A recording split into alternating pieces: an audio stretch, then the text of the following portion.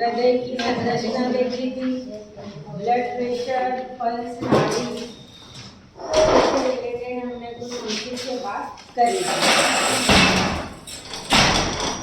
ठीक, अब आज हमने रक्त का मार्ग भी देखा, लेकिन अब हम बार बार बोल रहे हैं कि जो हार्ट है ये पंपिंग आर्गन है, इसके अंदर रक्त आता है, शुद्ध होके फिर शरीर के विभिन्न भागों को जाता है।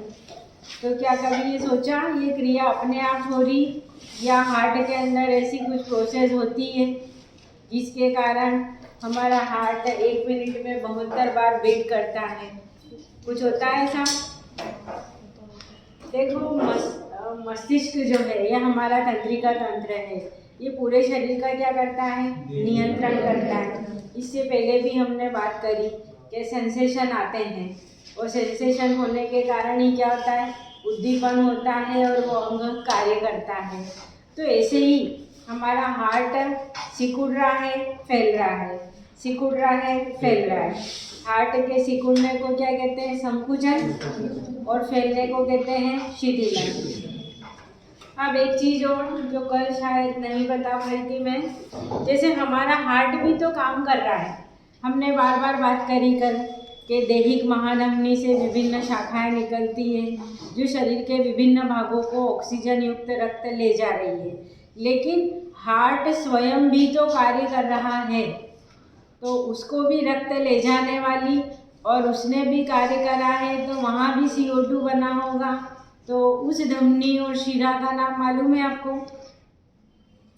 कार्डियक धमनी और कार्डियक शिरा ये होती है हार्ट को ऑक्सीजन युक्त रक्त ले जाने वाली और कार्बन डाइऑक्साइड युक्त रक्त लाने वाली। ठीक, अब हम क्रियाविधि की बात कर लेते हैं।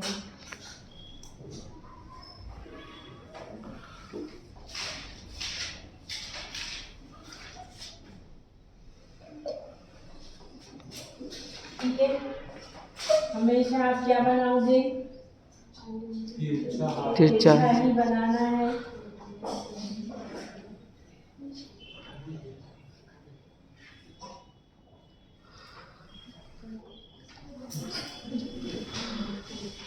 ठीक है, ऊपरी भाग क्या होंगे? आलिंद, निचले भाग क्या होंगे? निलय। लिखेंगे हम यहाँ बायां आलिंद, यहाँ बायां निलय,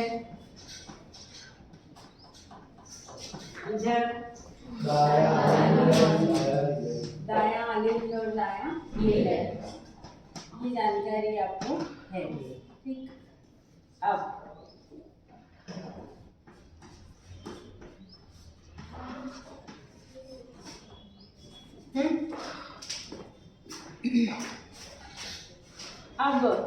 दाएं आलिंद में यहाँ पर इस जगह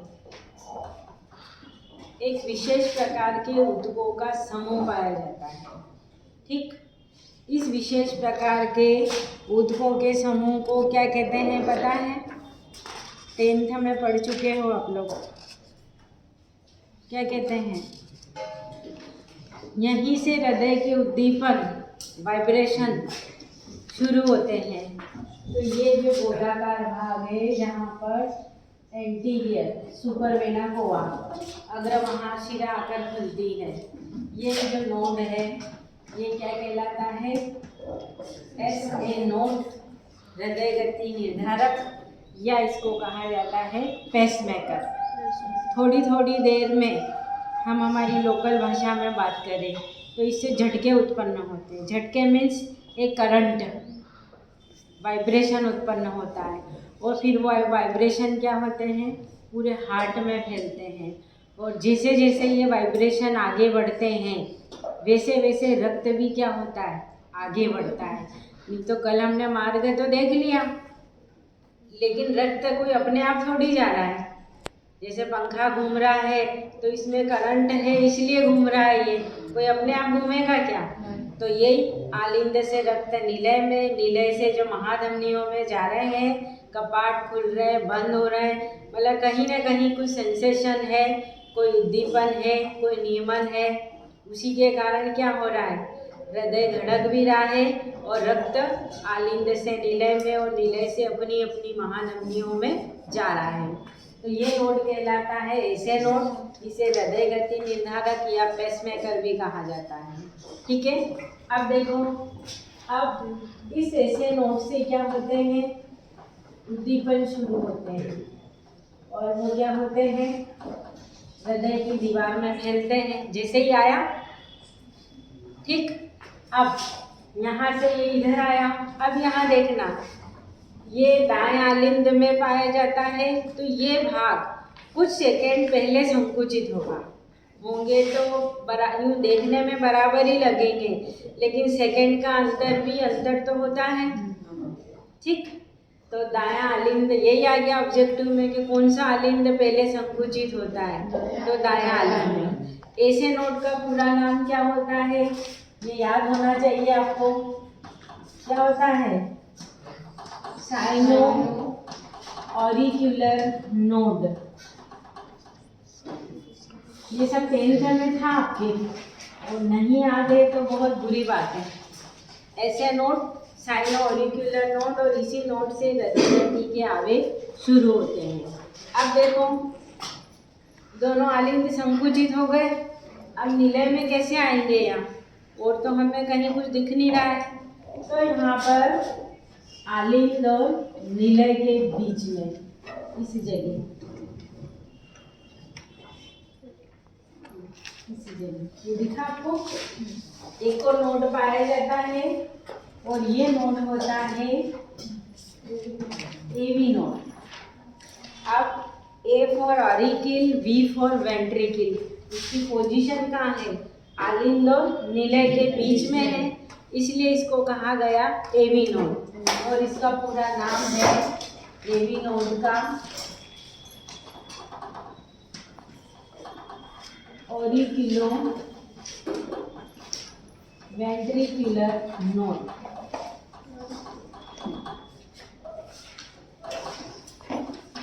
ये है एवी नोड। ठीक, अब देखो आप लोग फिर कर लेना। अब आवेग ऐसे नोड से कहाँ आ गए, एवी नोड पर। अब एवी नोड से कहाँ जाएंगे, दोनों निलय में। अब इस ऐसे नोड एवी नोड से इस तरीके की रचनाएं उत्पन्न हो रही है, कुछ ऐसा निकल रहा है, और ये आगे जाकर क्या हुआ, यही इस तरीके से कुछ तंतु, कुछ शाखाएं निकल रही है, जो आगे जाके द्विशाखित हो गई, और इससे ऐसे पतले पतली धागे नुमा रचनाएं निकली हुई है। ये ऐसे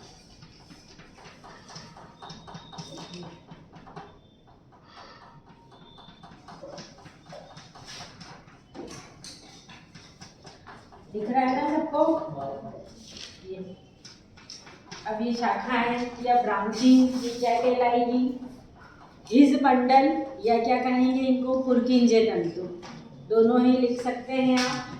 ये लिखा हिज बंडल या पुरकिंजे तंतु, यानी एवी नोड से हिज बंडलों का गुच्छा उत्पन्न होता है, जो आगे चलकर शाखित हो जाता है और निलय की पूरी दीवारों में फैला रहता है।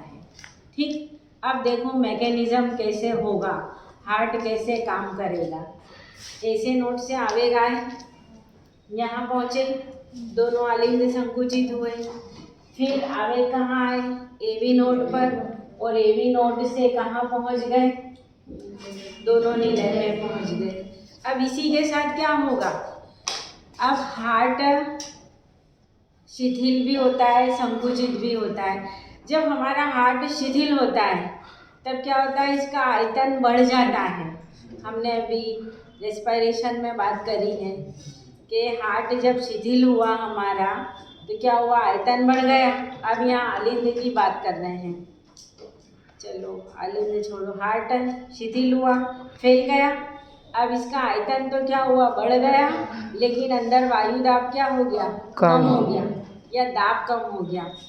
तो अपने आप इधर से कहाँ आएगा, अग्र और पश्चिम महाशिरा से आकर रक्त इसमें भर जाएगा, और पल्मोनरी महाशिरा से रक्त इसमें आके भर जाएगा। समझ रहे हो क्या बोल रही हूँ? Yes. जैसे ही क्या हुआ, शिथिल हुआ, आयतन बढ़ा, तो रक्त क्या होता है, अपनी अपनी ओर की शिराओं से रक्त आलिंद में भर जाता है। फिर ऐसे नोड से सेंसेशन उत्पन्न होगा, फिर क्या होगा, तुरंत आलिंद संकुचित होगा। अब इसके अंदर क्या भरा हुआ है, रक्त, तो वो रक्त जैसे ही सेंसेशन आगे बढ़ रहे हैं, आलिंद से रक्त कहाँ आ जाएगा, नीले में। अब इसी के साथ रक्त भी जा रहा है और उद्दीपन भी जा रहा है। अब जैसे ही यहाँ पर आया एबी नोड पर सेंसेशन, क्या होगा, नीले संकुचित हो जाएंगे और फिर नीले से कौन जुड़ी हुई है, दोनों महाधमनियाँ जुड़ी हुई हैं। इससे पल्मोनरी महाधमनी जुड़ी है, इससे दैहिक महाधमनी जुड़ी है। और जैसे ही नीले संकुचित होंगे, क्या होगा, दोनों नीले का रक्त अपनी अपनी महाधमनियों में आ जाएगा। तो ऐसे ये दोनों भर जाएंगे आलिंद, फिर सेंसेशन उत्पन्न होगा ऐसे नोड से, फिर आलिंद संकुचित होंगे, फिर नीलय संकुचित होंगे और नीलय संकुचन के साथ ही रक्त अपनी अपनी महाधमनियों में चला जाएगा। इस तरीके से आलिंद संकुचन, नीलय संकुचन और नीलय शिथिलन। फिर नीलय शिथिल होगा तभी तो फिर आलिंद का रक्त कहाँ आएगा, नीलय में। और एक चीज़ और, आप जैसे में तो अपन नॉर्मल स्पीड में बढ़ रहे हैं, जबकि ये बहुत फास्ट प्रोसेस होती है, 1 मिनट में 72 बार। तो यूं नहीं के हार्ट कभी भी खाली होगा, बिल्कुल नहीं। जैसे कहीं से रैली चल रही है, इधर तो ख़त्म नहीं हुई ने, उधर से वो वापस शुरू हो जाती है आना, होगा कि जैसे अपने स्कूल के बच्चों की ही निकालें, अपन इधर से चले गांधी चौराहे से और वापस इधर से होकर आए, तो अपने स्कूल में मान लो 2000 बच्चे हैं, ठीक, तो क्या होगा, यहाँ से तो कुछ बच्चे आखिरी में निकल ही रहे होंगे और वो उधर से रैली आती हुई नज़र आ जाएगी। तो यहाँ पर वही हो रहा है, मतलब कि रक्त हार्ट में हमेशा रहेगा। जैसे यहाँ नीले से अपनी अपनी महाधमनी में जा रहा है, तो यहाँ आखिरी जा रहा होगा और उधर इतने से ही शिराओं से आकर वापस उनमें भर जाएगा। समझे क्या बोलना चाह रही हूँ? हमारा हार्ट कभी भी रक्त से खाली नहीं होता है और बहुत फास्ट संकुचन और शिथिलन होता रहता है। ये है हृदय की धड़कन की क्रियाविधि, जो ऐसे नोड से उत्पन्न आवेगों के कारण होती है। जैसे जैसे ये आवेग आगे बढ़ते हैं, वैसे वैसे रक्त भी आगे बढ़ता जाता है। कोई प्रॉब्लम? फिर ऐसे नोड और एवी नोड में अंतर आता है। ऐसे नोड कहाँ पाया जाता है? दाएं आलिंद में। ये दोनों आलिंद और निलय के बीच में होता है। ये हृदय गति के आवेगों को शुरू करता है और ये आवेगों को दोनों निलय में फैलाने का कार्य करता है। ऐसे नोड कुछ सेकंड पहले संकुचित होता है और ये कुछ सेकंड पश्चात संकुचित होता है। और देखो आपके बुक में शायद 1-2 अंतर होंगे।